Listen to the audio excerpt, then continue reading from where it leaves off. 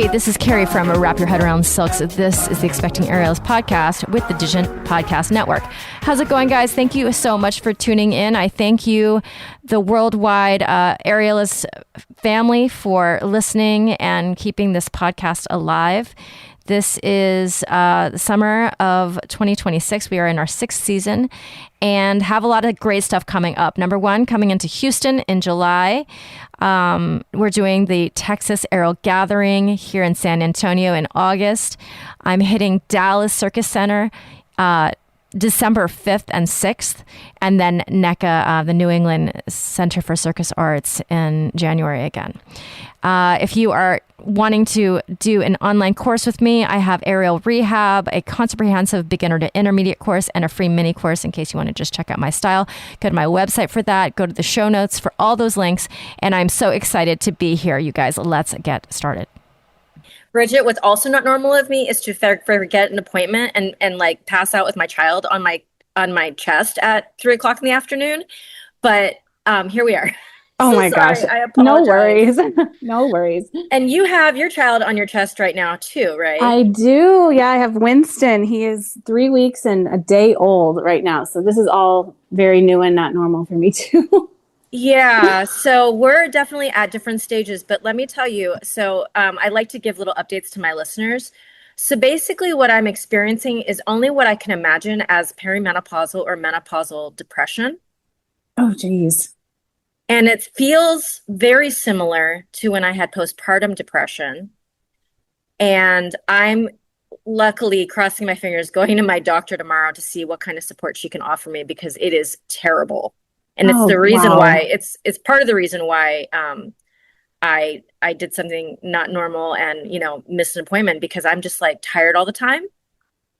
Well, it sounds like you needed some cuddles from your daughter. Like that. Well, she gave me cuddles, so Yeah. which was great. Which was wonderful. But so I am hoping that you're not feeling any of that. Are you having a good experience right now? I'm kind of like, I do feel like I'm having a good experience. The hardest part is the lack of sleep. Yes. The lack of, knowing, feeling like I know what's going to happen each day. We just lost power this weekend. It went out on Friday. And so we didn't have power from Friday to yesterday, basically. And we had to have Winston's first hotel night. And wait, where do you live? We live in Michigan. So we were experiencing a crazy heat wave too. So wow. It was hot. And so like if it had just been me and my husband, we would have just been in the house. But, it's a little newborn and they famously cannot get too hot. And we had to take him to the Holiday Inn and hang out. And it was kind of crazy, but we're really happy to be back at home now. Yeah. Oh my goodness. I'm from Ohio. Oh, okay. Yeah. So, I feel you, because you guys get 4 square seasons. Yes. Yeah. Yeah. Okay. So you're going through a heat wave. You just had a baby. Let's go back. Okay. Introduce yourself, your full name, where you live, what studio you practice at, a little bit about your practice, and, either this, like how you got pregnant, your decision to get pregnant, if it was a decision, and we'll start from the beginning. Yeah. Okay. So my name is Bridget Sullivan. I am an aerialist. I've been practicing about 10 years and I've been teaching for 3 years. My home studio is called Celeste Aerial Arts in Madison Heights, Michigan. Nice. And I specialize in lyra. So I teach beginner and intermediate lyra classes. And then I specialize in teaching kids. I love teaching kids classes and kids private lessons. And 2 of my little students, I had 3 performers last year in our student showcase. They were all 9 years old, and they were our first kid performers that ever performed for our studio. So I was so proud of them. So it's a lot of fun teaching kids, and that's kind of, I feel like, ushered me into this new era of life and being with kids. And my husband and I, we started talking about having kids about 3 years ago, and really started, being serious about it. I don't know, I think we were trying for about a year. And then I found out I was pregnant in September, which was crazy. Were you guys trying? Well, it's a little bit complicated, actually. So I worked in a corporate job. I was in automotive designer. I designed fabric for car seats, and it was a great job. I worked it for 11 years, and I just started getting really anxious at work and stressed. And I was doing that, but I was also teaching aerial, and that was like my fun job. And I resigned from that job in 2024. And just as I resigned from that job, and then we were kind of like being like, we're going to start a new, start trying for kids and, kind of restructure our life. But my mom was diagnosed with ovarian cancer. Wow. Yes. So basically a month after I left my job, and, the whole family banded together, and we were really caring for her. And I was really lucky that I had more flexibility in my schedule.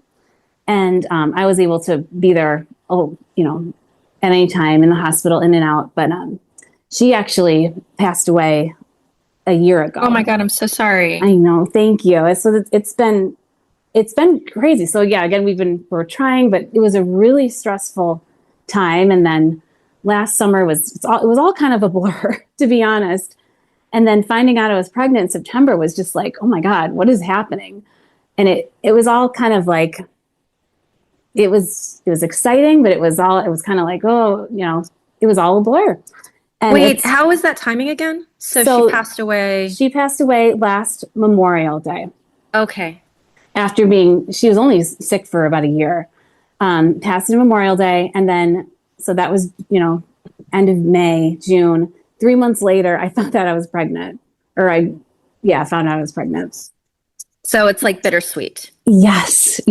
And it's just funny because I'm the oldest of 3 siblings. And I think, everyone in my family, I'm the last one anyone expected to be, having a baby. So it was very exciting. And it's been a really good thing to think about this year, kind of that she would be so happy for us.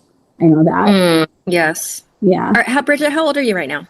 I am 37. So 37. So is that why you say that you're the last person people thought would be pregnant? No, well, partially, but also I never really talked about like, I want to, I have to have kids. I knew I could be, I think, happy either way. But now that I have Winston, I'm like, well, obviously this is the only choice. I'm so happy. Well, I'm so happy he's here. Yeah. It changes when the baby's in front of you. Absolutely. And like, and also there was a lot of fear, at least, for me, I was very afraid of what was going to happen to my body during pregnancy, especially being, an aerialist and having so much of my identity being wrapped up in, what my body can do and how it makes me feel, especially with the grief process. Being active in that aerial community was just like, that really got me through some crazy, crazy times. So I was really afraid of losing that. But it turned out that I didn't need to worry about that at all because I ended up practicing like to 39 weeks pregnant. Wow. So you felt good. I felt really good. Yeah. And that I know that's a lot of that is just luck. And I was really grateful that I couldn't. I just took it week by week.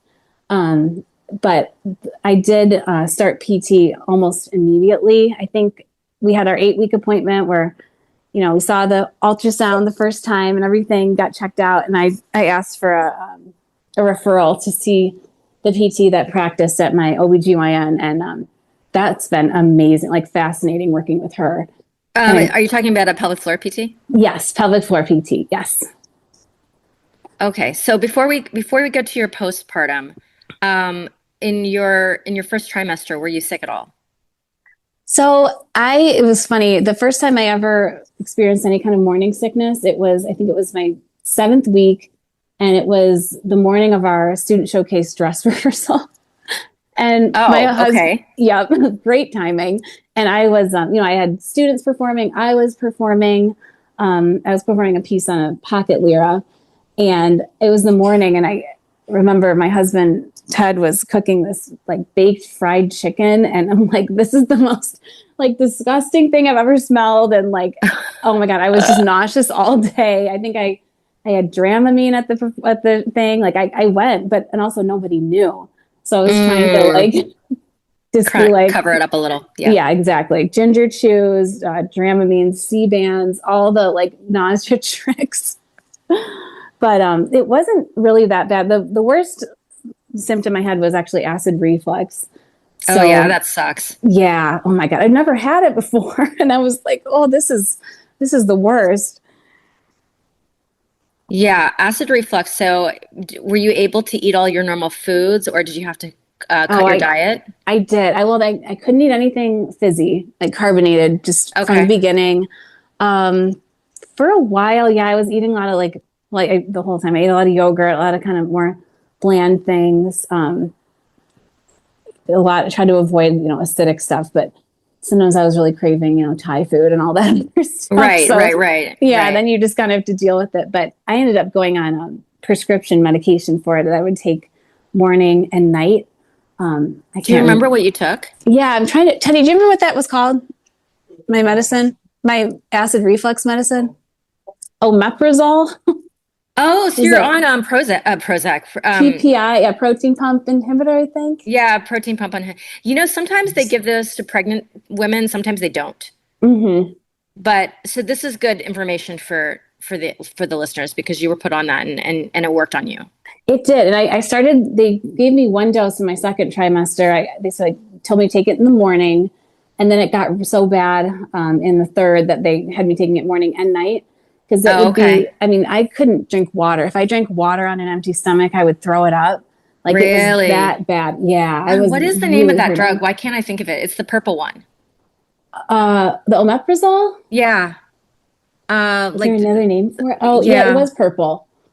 Oh, it's upstairs. If I wasn't attached, it's okay. It's okay. I used to take this medication, and for some reason, well, not for some reason, for the reasons that we already talked about, I can't remember anything. No, right? It's your mom brain. It's fine. Yeah, it's bad. Anyways, okay, so you had acid reflux, and then into your second trimester. I mean, if you were training Ariel the whole time, you must have been feeling okay during the second and third.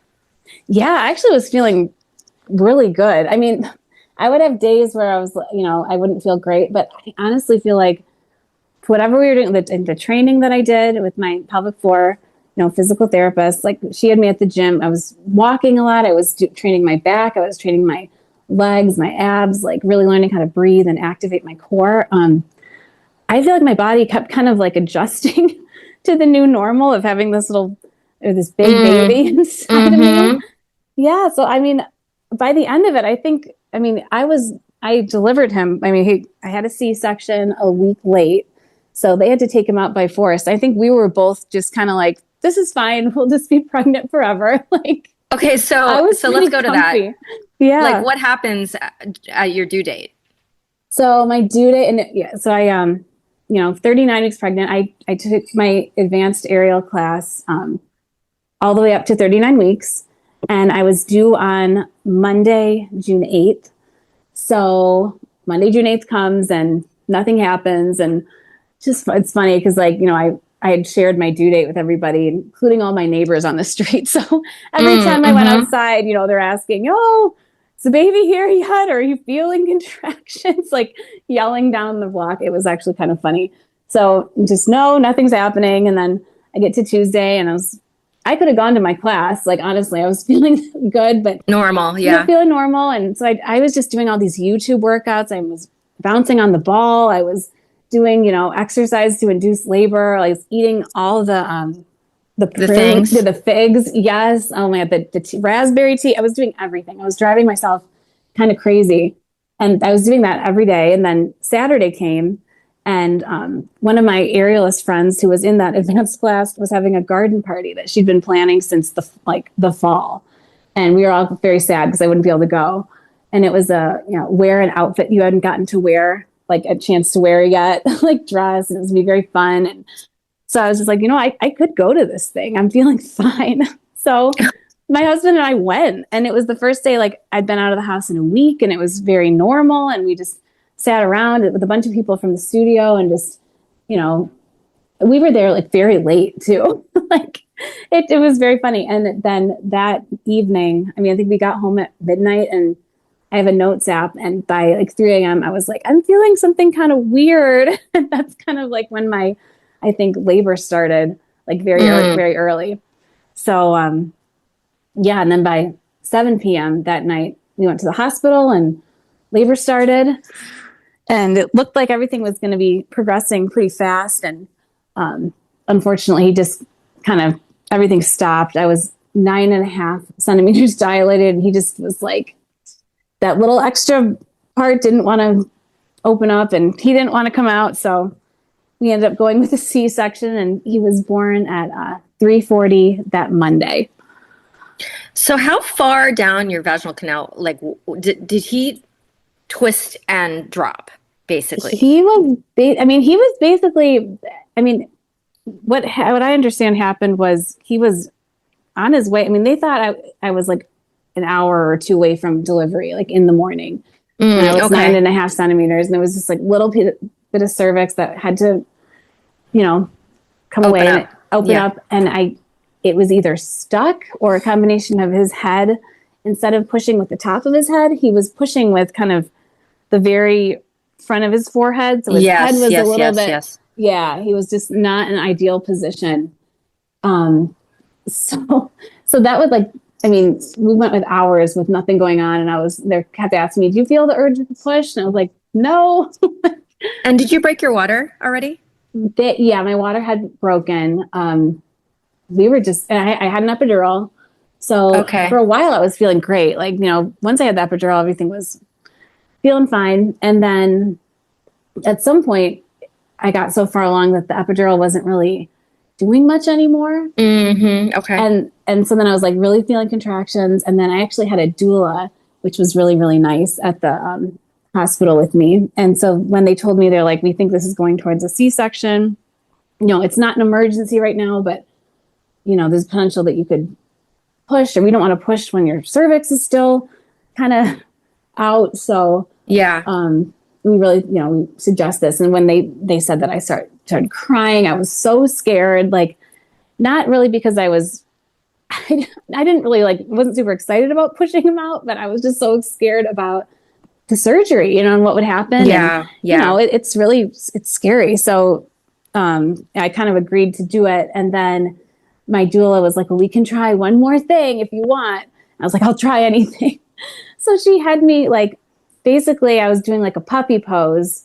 So they wanted me upside down as much as possible to see if he would go back up to make some space, kind of maybe straighten out, hopefully. And then I held that for like 20 minutes, and I was feeling full on contractions. It was crazy. I was doing my yoga breathing, but oh my God, it was. And also I was nauseous. I was so puppy pose. Up. Are you talking about just like a child's pose with your ass in the air? Yes. Okay, got it. Yeah.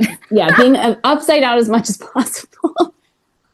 And it hurt so bad, and it made me so nauseous, but I was like, just anything. I was like, I will do anything to try to get out of the C-section. So I did that for 20 minutes, and then I had to just kind of sit and just visualize him coming down, nice and straight. Get all my breathing, and the contractions are just feeling 100%. It was like an out of body experience. It was crazy. And then they're like, okay, so we're going to check you again. Oh, at some point they'd also given me Pitocin to try to get things going. But then when they checked me again, and it was still nothing had happened, I was like, okay, let's go to get him out. Yeah. Oh, I didn't know I was having a boy or a girl. So it was a surprise, but yeah. So that was exciting. So what was that mental gymnastics like from going to thinking that you're going to have a vaginal delivery to a C-section? So I had a C-section, but I had a low-lying placenta. So they basically warned me at 20 weeks, and I had, months to get used to the idea of surgery and then post-op, but you did not. You probably had an hour or two, right, to get used to the idea. Yes. Yeah. But then it was funny because they were hyping me up too. 5 a.m. So the the nurses were working from 7 p.m. to 7 a.m. And so at 5 a.m., they checked me and it was, 9.5. And they're like, oh my gosh, like, this is great.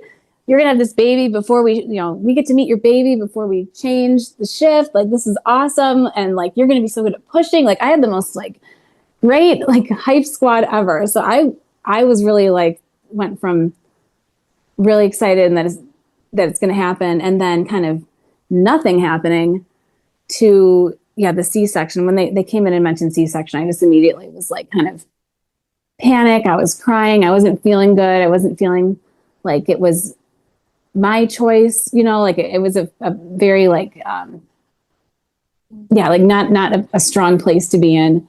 So when I, had that chance to like step back and like try and like be like, I tried everything. This is just how it's going to be. That's when like, I feel like my brain flipped and I wasn't crying anymore. I was like, yes, let's do it. And it felt more, more like I had more control over what was happening. And that was a way better, feeling going into it. But of course, they wheel you down the hallway. And I don't know if this happened to you, but I just immediately start shaking like so hard. I think with the hormones and they're telling me to stick my tongue out as far as I can. That could stop the shivering. And I had some crazy shivering and I don't know why I was doing that either. It's just like immediately, like this kind of happened without even knowing, like without consciously even thinking about it. It's so weird. And it's like exhausting too. But, so of course my husband's suiting up in the other room and he didn't see me start shaking. So when he comes in, I'm like laying on the table with like my arms out to the side and my tongue sticking out and I'm shivering. And he thought, oh my God, that looks crazy. Nobody explained to him like why, what I was doing. So he thought I was like, having a seizure or something. Yes, oh my God. Yes. So scary. Poor guy. But so I was just trying to like stick my tongue out and try to be calm. Oh my gosh. So that was like probably the worst part of the C-section. And I did also like I threw up too. So I'm like shivering and I'm like, they put a thing right next to my head and I'm like throwing up like, oh my gosh. But other than that, I didn't feel anything. I didn't have to anticipate it for a long time, which was great. And then hearing like the sound of the baby crying, it was like, oh my gosh, it was, I will never forget it. It was like magical, just immediate. Yeah. Oh, and then they brought him over and said it's a boy and I got to see him for the first time. Like it really was, I have a really positive memory of it. Oh, that's so good. Yeah. Yeah. It went from a really scary, really something I really didn't want to do to like, I don't really feel like I have any birth trauma or anything like I missed out on. Like I had a nice experience. It was yeah. It was just how it was meant to happen. Oh, so great. See, there's some good stories too, which is great for the audience. Yes. Yeah. Because I went into this hearing a lot of, negative things about what was going to happen to my body and also C-section, like, but it can be really nice. Oh, my daughter's here. Bean, would you like to say hi to the audience? No? I want you to get off. You want me to get off?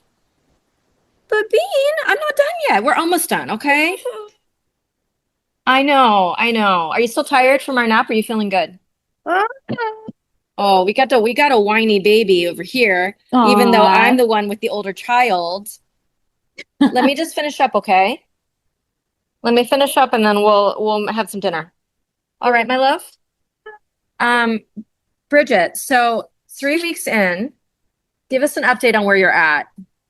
Oh my gosh. So, Winston is sleeping on my lap right now, which is really nice. He finished nursing. I have been really lucky because I've had so many people come and help me, especially like, my sister, my friends, some of my aerial friends. Actually, the studio owner, Bethany at Celeste, was here today. She hung out with Winston. She let me, I got to go out and like take a little walk because I'm not cleared to push a stroller yet. So I'm like slowly trying to get a little more active.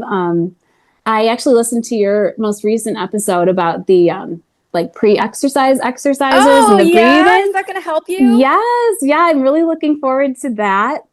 Cause yeah, I'm 3 weeks in, so I have another 3 weeks till I have my doctor's appointment and, can really think about doing anything, but I am really excited to get back into the air. Like I just keep thinking about it and, yeah, I know it's going to be like a slow road ahead, but I can't wait. But I'm also really, really, really enjoying, the summer and taking it slow and getting to know this little baby. And I'm really happy. I'm a lot, even just like postpartum was another thing. I have a really active imagination and sometimes it goes down a scary place. Like I can imagine things a lot worse than they actually are.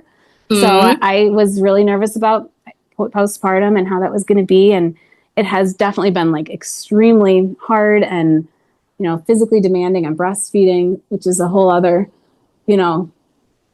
athletic event. Did it come easy? Did it come easy to the pair of you, the latching and everything? Oh my gosh, Winston's amazing at it.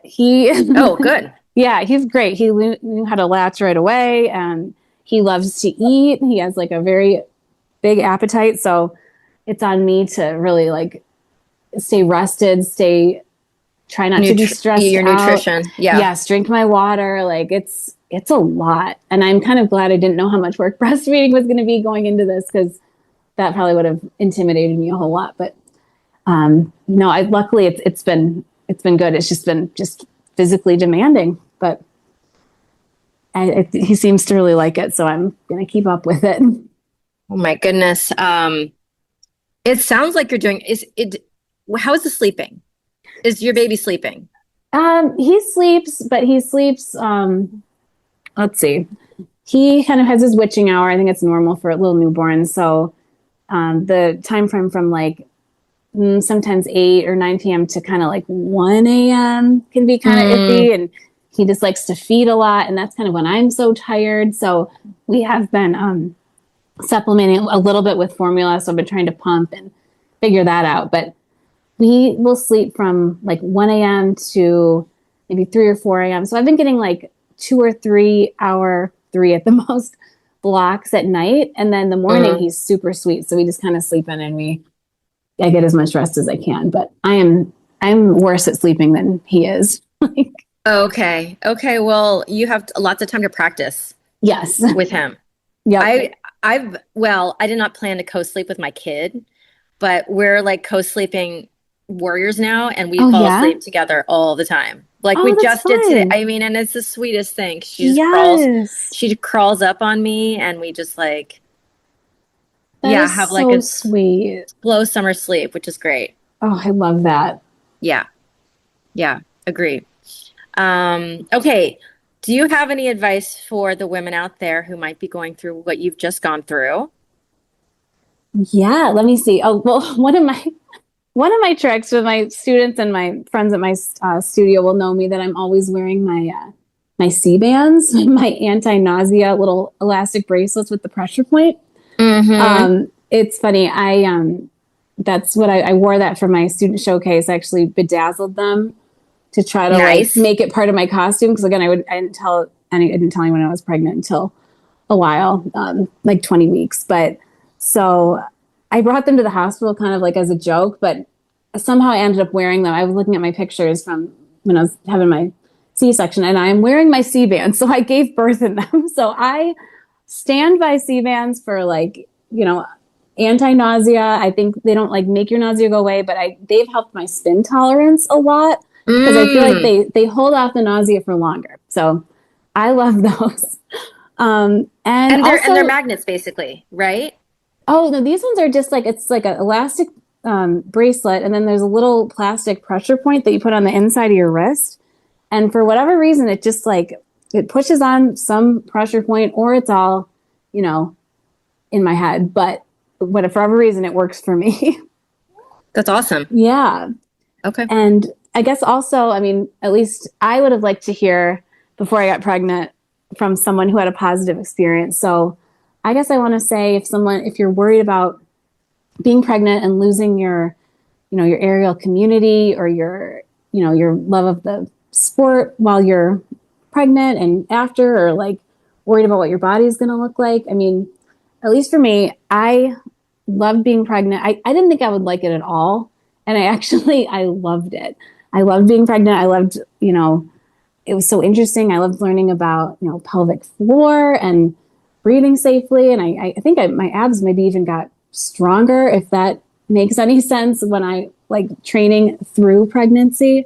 Mm-hmm. I highly recommend, seeing someone like pelvic floor therapist, if you are, pregnant. I think it would be useful for anybody.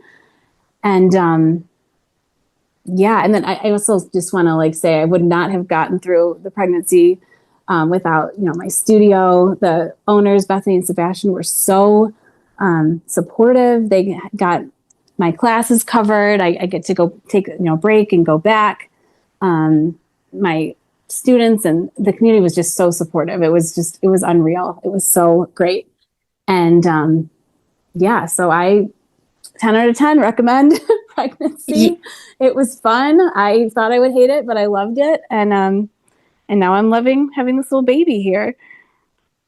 And actually, it's your studio that got back to me because I thought I was DMing you when I was reaching out to you, but I actually DM'd your studio and they were right on top of it and got me connected to you and everything. So they are awesome. Oh, they are. I They're confirm. Amazing. I confirm. And I'm so excited that you reached out. It's actually funny. When we were like, I had multiple friends, be like, do you listen to the Expecting Aerialist? I'm like, of course. I was listening since I became pregnant. And they were like, oh, you totally need to go on that show. Like, and I'm like, well, what would I talk about? Like, no, that's so funny. But, so when you reached out to the studio, I was so excited. Yeah. So excited. Everybody should know. Everybody literally says to me, I don't know if I'd have a lot to share. Every single person. And then you listen to the interviews. Mm-hmm. It's so rich and people have so much to share and the specific parts of their stories. I think that people don't really realize, for example, what you were talking about, like you were treated for acid reflux. There are people out there right now who are worried about their acid reflux and if they should get treated for it. Because the thing is that some of these over-the-counter products, they're not tested on pregnant women, so they can't say whether or not. Oh, right. Right. So it's like you have to just go by either your gut or like just listening to other people's stories to see if like, something over the counter can, increase your quality of life while you're pregnant. Because sometimes there's no other answers beyond that. And I meant to ask you, because you talked about your pelvic floor PT after your birth. Did you learn anything after that from your pelvic floor PT about your body?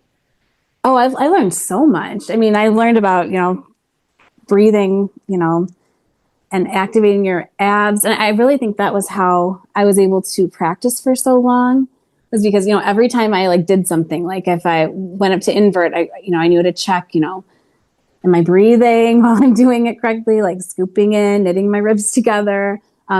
I would. Oh, so you saw their PT prenatal? Yes. Oh, yeah. Oh, got it. All the way along. Yeah. From 8 weeks to, the end, basically. And then I will be seeing her after, for sure. Okay. To like rebuild so she gave everything. you tools, basically. Yes. Yeah. She gave me like tools. Like I went to the gym more than I ever did. That was kind of like my husband and I's dates. We'd go to the gym and I would do my exercises, and she would just, tell me how to do everything safely. So then I could translate that to the exercises I was doing in aerial. So I was able to invert basically the entire time. And I would ask my friends, I'm like, do you see coning? Do you see my abs going together? And they're just making sure there was no coning and everything. And I was able to do flares at 39 weeks. They weren't the best ones I ever did, but I was doing like all kinds of stuff, more things that I thought I would be doing the entire time, just because I think I knew I was confident that I was doing what I was doing safely. Yeah, that's so helpful. And really understanding, and keeping active the whole time. And I think walking and doing the cardio, it just, I was more intentional with my workouts during pregnancy than I think I'd ever been. And I'm excited to get back into it. I think that it is so helpful. Part of my my effort in this too. Like, there's two things. There's a Facebook group are you part of the Facebook group? Yes. There's a Facebook group that April Moore Skelton started years before I started this podcast. And then this podcast is now in its 6th year. Wow. And the amount of information that is out there between our community now is so much more than it was. Yes. Like, I agree. The people who were having babies 10 years ago and doing their aerial practice were completely in the dark. So I'm really happy that, like, basically, half a decade, we're in a way different place, even though the studies aren't necessarily catching up. Right. Yeah. Hearing other people's experiences, it's so helpful. So important. Yes. Yeah. And just takes some of that fear away, even though it's definitely hard. Yes. But just to kind of, definitely learning from other people's experiences. I'm actually the 4th teacher at our studio to, have a baby, and we've had, all kinds of birth stories, but it's really nice to have, that information and that the sharing and the community, and just making it less mysterious. Less mysterious. Yep. Yeah. It already is a mysterious thing. And there's so many, ways, pregnancy is different for every single person, but hearing people's stories is so valuable. Absolutely.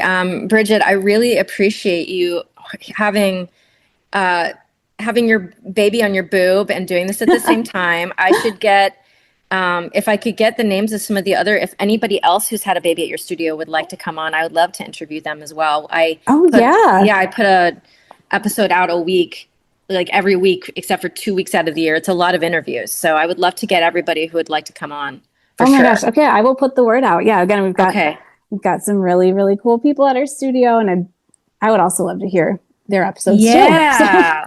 And it doesn't really matter when the baby was born too. Like, we have a lot of stories about, the motherhood, experience, into the decade after. It's important, all of it. Well, and balancing teaching and performing and motherhood. And that's where I'm excited to see, what happens, because it's just ever evolving, but ever evolving. And then we have me, who's the host, who is experiencing the other end of this thing, which is perimenopause and menopause, which comes for all of us, because it comes for all of us pretty soon, actually. Mm-hmm. So we're getting a lot of conversations about how our bodies are changing, and just the joy that this brings. It's terrible. It's terrible. As soon as you get used to one thing, right, it changes. Yeah. Oh my gosh. Well, I hope you keep sharing about what you're going through too. And I just think the more that we talk to each other, the more we can learn, the better. All right, my friends, thank you so much for joining us, and thank you to my guests for carving out the time to be with me. If you would give me a review and smash that 5 stars, it really, really makes a huge difference in other people being able to find this podcast organically. So I thank you for that. Go to my show notes if you want to check the links out for anything, or if you'd like to sign up for any of my workshops coming up. I really appreciate you. If you'd like to be on this podcast, please DM me at CarrieWee1 on Instagram. I would love to highlight your story on this podcast. I want to get as many diverse stories as possible. All right, my friends, over and out. This is the Expecting Airless podcast, now with the Digit Network.